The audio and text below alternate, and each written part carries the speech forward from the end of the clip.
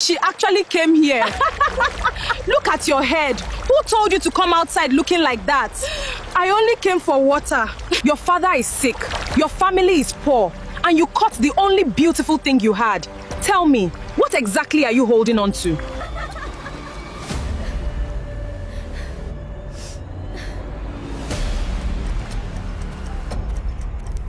They think this is the end of my story. They have no idea. It hasn't even started. There was a beautiful African village called Umulora. Umulora was known across many lands as the village of beauty. It was a place where the soil was so rich that even a forgotten seed could grow into something magnificent. The farms stretched green and wide toward the horizon. The people lived close together. For many generations, Umulora had been known for the strength of its people.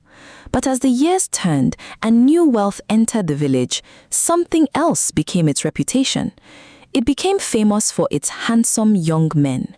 They were tall and strong and carried themselves with the kind of confidence that fills a room before a person even enters it. They wore beautiful woven cloth and expensive beads around their necks that clinked softly when they walked. They owned large farms, traded in distant markets, and had built names for themselves through real effort. But success, when it is not balanced with wisdom, can become a dangerous thing. With their success came a new and careless idea. They began saying, loudly and often, that the most beautiful women in the village were the ones with the longest hair. A young man would stand at the market entrance, arms folded, watching the women pass and say, "Look at that woman. Her hair reaches her waist. She must be a woman of beauty." Another would laugh and reply, "No woman with short hair can ever sit in my house. I want a woman whose beauty will make people stop and turn their heads wherever we walk." The words were careless, thrown like seeds into wind. But in a village where people listened carefully to those with wealth and power, those seeds found ground. The beautiful girls of Umulora heard them, and instead of questioning the idea, instead of asking who gave these men the authority to define a woman's worth, they turned it into a competition. Every morning, young women who had once spent their days helping their mothers on the farm, carrying goods to the market, learning trades and skills from the elders, now began locking themselves indoors. Their mothers would knock. "Mother, the sun is already high. The yams need your hands. The farm is waiting." But the girls would answer through the closed door. "Mother, I cannot come today. My hair treatment is not finished." They mixed oils, ground herbs, boiled special leaves, and applied everything to their scalps. They sat for hours, sometimes entire days, combing, washing, oiling, plaiting, and decorating. They compared lengths, they measured, they celebrated every inch. The village streets that were once busy with the sound of women working fell quiet. The markets became less crowded. The farms began to suffer. But the girls did not care. They were chasing something bigger than a harvest. They were chasing a future. One girl would hold her mirror and smile at her own reflection. "Soon, one of these rich young men will choose me. I will marry a wealthy husband, and my parents will never suffer again. My mother will sit down and rest. My father will hold his head high." Some parents not only accepted this, they encouraged it. A mother would proudly announce to her neighbors, "My daughter's hair is almost touching her waist. When one of those rich men comes to this compound, poverty will leave this house forever." Fathers who had worked hard all their lives told their daughters, "Forget the farm, forget the market. Your beauty is your future. Let someone else carry heavy baskets." And so, an entire generation of young women in Umulora traded their skills for a mirror. But not every girl believed this. There was a young woman named Amara. She was not considered beautiful by the new standards the village had created. She was not tall. Her skin was darker, bronzed by years of working under the open sun. Her clothes were plain and worn at the edges. She did not decorate herself with beads or walk slowly to be admired. And most importantly, she had short hair. A few years before all this, began a shadow had fallen over Amara's home. Her father fell sick. It came slowly at first, a tiredness that would not go away, a cough that deepened through the nights, a fever that no herb seemed to break. Then it came all at once. He could no longer rise from his mat. He could no longer go to his farm. He could no longer provide. One evening, he called Amara to his side. His voice was thin. His eyes were full of something heavier than illness. It was guilt, the guilt of a father who felt he had failed. "Daughter," he said, his voice cracking under the weight of the words, "I have given you little in life. Your mother and I have tried, but poverty has followed this family like a shadow that never leaves, no matter how fast we run." Amara took his hand in both of hers. It felt lighter than it used to. "Father, do not say that. Do not carry this guilt. You gave me life. That is enough." His eyes filled. "I just wanted to give you more." Amara sat with him until he slept. Then she went outside and stood under the night sky and felt the weight of their situation pressing down on her chest. She thought for a long time. Then she made a decision. The next morning, she sat down with a blade, took hold of her long hair, the hair she had grown since childhood, the hair her mother used to braid with love on Sunday mornings, and she cut it, all of it. She sold it to a trader who traveled between villages buying human hair. The money was small, but it was enough to begin. With those coins, Amara bought seeds, a basket, and a handful of goods she could sell in the market. She started with vegetables, then grains, then handmade items she crafted at night while others slept. While other girls were sitting in closed rooms, protecting their hair from sun and dust, Amara was rising before the rooster crowed. She carried heavy baskets on her short-haired head. She walked long distances to reach better markets.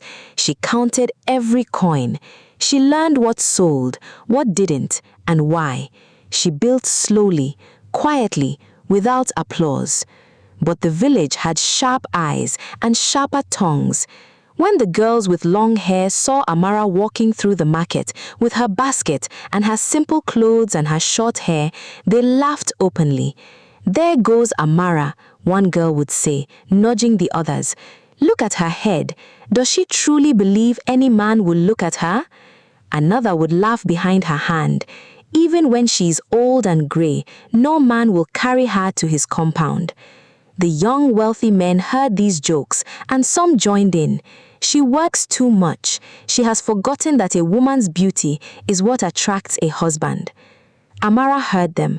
Every single word reached her. Words travel fast in a small village, and cruelty travels fastest of all. There were nights she returned home and cried in the small space behind the storage room where no one would find her. She pressed her back against the wall and let the tears fall silently because she did not want her mother to hear. She did not want her sick father to hear. But one evening, her mother found her. She sat down beside her without saying a word for a long moment. Then she held her face in both her hands and looked at her the way only a mother can. "Daughter, why are your eyes full of sadness?" Amara could barely speak. "They laugh at me because I am not like them." Her mother wiped her tears with her thumb. "People laugh at a seed before they see the tree it becomes. Do you know why? Because a seed looks like nothing. It looks small and dry and worthless, but inside it, quietly, life is waiting."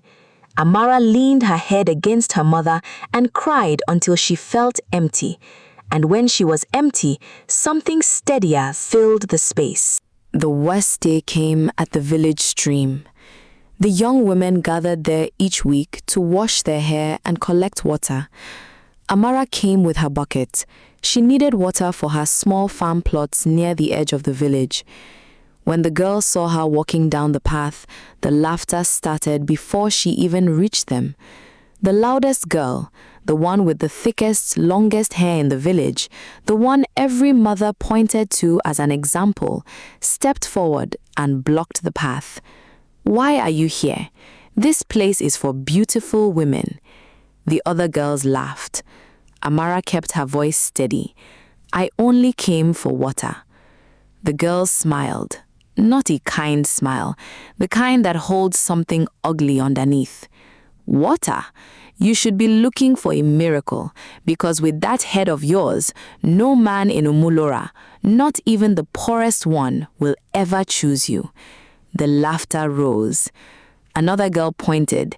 "Maybe she thinks that if she waters her farm enough, beauty will grow there too." They laughed until it echoed off the surface of the stream. Amara stood there and let it wash over her. She felt each word like a stone thrown at her chest. She picked up her bucket. She walked away. She did not run. She did not shout back. She simply walked away with her chin up, even though her eyes were burning. But that evening, something changed inside her. She sat in front of the small cracked mirror in her room and looked at herself for a long, quiet time. She looked at her short hair, her dark skin, her tired hands, her simple dress, and she said out loud to her own reflection, quietly, firmly, with a voice that did not waver, "I may not have what they have today, but I will not remain where they have left me." She pressed her hand against the mirror. "I am a seed, and I will grow." The years that followed were not easy. Growth never is. There were mornings Amara's back ached before the sun even rose. There were evenings she counted her earnings and felt afraid that it would never be enough. There were nights she lay awake, listening to the laughter from across the village, the sounds of girls celebrating their beauty, and she had to close her eyes and remind herself why she was doing this. But she kept going. Her small vegetable stall became a proper trading table at the market. Her one plot of farmland became 3. She learned to preserve food and sell it in the dry season when prices were higher. She learned to negotiate. She began traveling to neighboring villages to trade, something most women her age had never done. She hired a younger girl to help her carry goods and paid her fairly. Her father's medicine was now consistently bought. Their old crumbling house was repaired. New walls, a better roof, a door that closed properly. Their empty storage room became full. People began noticing. 2 of the girls with the most beautiful long hair in the village were walking past Amara's compound one afternoon when they stopped and stared. They could not believe what they were looking at. The compound was transformed. There were bags of grain stacked under a covered shelter, healthy goats, fresh fruit in a crate, a small flower garden that Amara's mother had planted beside the front door. And Amara stood in the center of it, wearing a simple blue dress, her hair now grown long and full and shining, looking like someone who had found peace. One girl whispered, as though speaking too loudly might break the image, "Is this really Amara?" The other could not answer. They had spent years growing hair. Amara had built a life. They walked away quietly, and something uncomfortable settled in their chests, something that felt like the first crack in a long-held belief. Then came the announcement that changed everything. Kelechi, the richest, most respected young man in Umulura, the one every mother had been secretly preparing her daughter for, called a meeting with the village elders. He had been thinking for a long time. He had visited other villages. He had watched what happened to men who married women who had only been trained to be beautiful. He had seen the unhappiness. He had seen the empty homes. He had seen men who gained a beautiful wife and lost a partner. He stood before the elders and said, "Something has gone wrong in Umulura. Our women are becoming decorations in a house that hasn't been built yet. I do not want that kind of wife. I want someone who can stand beside me, not behind me, not in front of me to be shown off, beside me. Someone who can build with me, someone whose strength I can lean on." The eldest elder was quiet for a long moment. Then he nodded. "You have learned a lesson that most men carry to their grave before they understand it." Word spread through the village like fire through dry brush. The young men had changed their minds. They were no longer asking, "How long is her hair?" They were asking, "Does she have wisdom? Does she work? Can she manage a home? Does she have the strength to stand when life becomes difficult?" The girls were stunned. One dropped her comb mid-braid. "They don't want long hair anymore?" A mother sat in the corner of her compound and felt the weight of the years she had spent telling her daughter to stay indoors. She had sent her own child away from the tools that could have built her future. And for what? "My daughter, we made a mistake." The girls tried to change. They began going to farms. They started learning trades. They tried to pick up skills that Amara had been practicing for years. But they were behind, and they knew it. One afternoon, the two girls who had humiliated Amara at the stream appeared at her compound gate. They stood there like children who had broken something precious and come to confess. Their heads were low. Their beautiful long hair hung around their shoulders, but today it seemed to carry no power.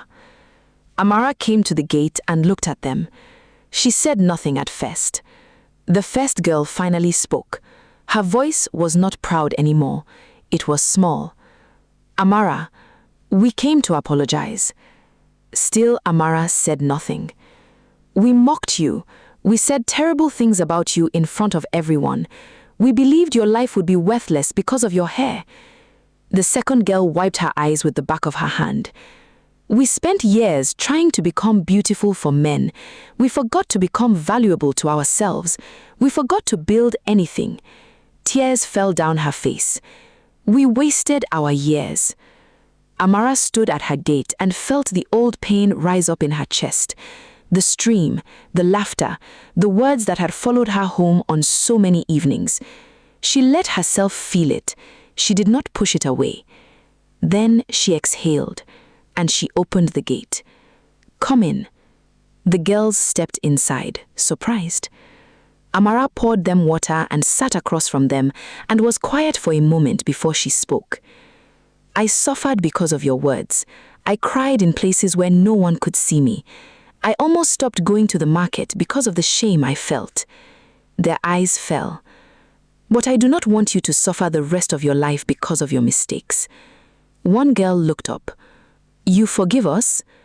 Amara's voice was steady and warm. "Yes, but carry this with you. Beauty can open a door, but character is what keeps you inside. Start building. It is not too late." They cried, both of them. The kind of crying that has been waiting behind a closed door for a long time. And Amara sat with them until they were finished. Kelechi walked through the village on a bright morning when the sun was high and the air smelled of earth and green things growing. Every family had prepared. The girls with long hair wore their finest cloth and stood near their gates hoping to be seen. Kelechi walked past the first compound, and the second, and the third. The village held its breath. He walked past all of them. He kept walking until he reached the end of the road, the compound with the small flower garden at the door, the bags of grain under the shelter, the goats that were healthy and well-fed. He stopped. Amara stepped outside, wiping her hands on a cloth. She was not dressed to impress anyone. She was wearing a simple yellow dress, her long dark hair tied behind her neck, her eyes bright with the particular kind of light that belongs to people who have fought for their peace. She saw Kelechi and went still. "Kelechi?" He looked at her for a long moment, not the way the village had always looked at her, measuring, comparing, finding her lacking. He looked at her the way you look at something and finally understand what it is. "Amara," he said, and his voice was gentle and certain. "For years, people looked at your head and saw only what was missing. They never looked further. They never saw what was inside." The whole village had followed him in silence and now stood at a distance, watching. "You worked when others were waiting. You built when others were only dreaming. You cared for your family when others had forgotten theirs. You fell down and stood up again without asking anyone to applaud you." Amara's eyes were filling with tears now. She pressed her lips together. "I do not want a woman who makes me look good to the village. I want a woman who makes my life better. I want someone whose strength I can stand next to and not feel afraid of the future." He held out his hand.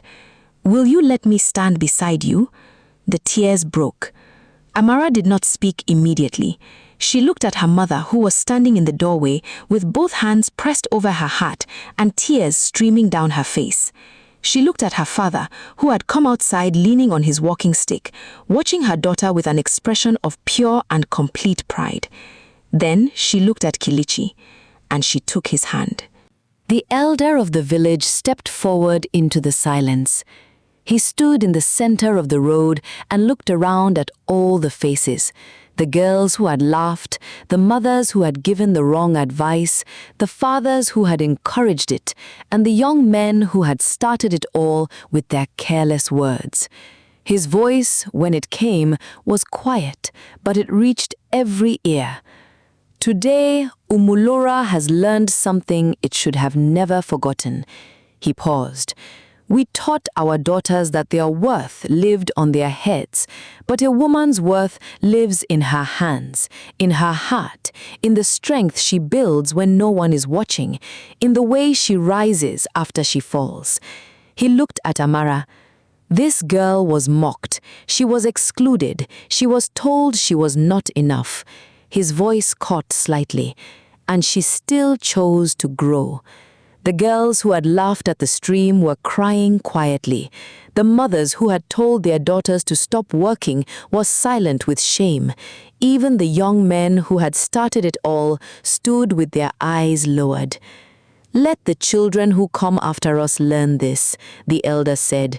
"Never laugh at a seed because it looks small and dry. That same seed may become the tallest tree in this forest. And when that tree finally stands tall, it will give shade even to those who stepped on it." The celebration that followed lasted 3 days. There was music, there was food, there was dancing that started in the afternoon and did not stop until the stars came out. Amara's mother danced until her feet were sore and then kept dancing anyway. Her father sat in a chair in the compound and watched everything with the quiet satisfaction of a man who had doubted whether joy would ever find his house again. And here it was, filling every corner. Even the girls who had mocked her came to celebrate.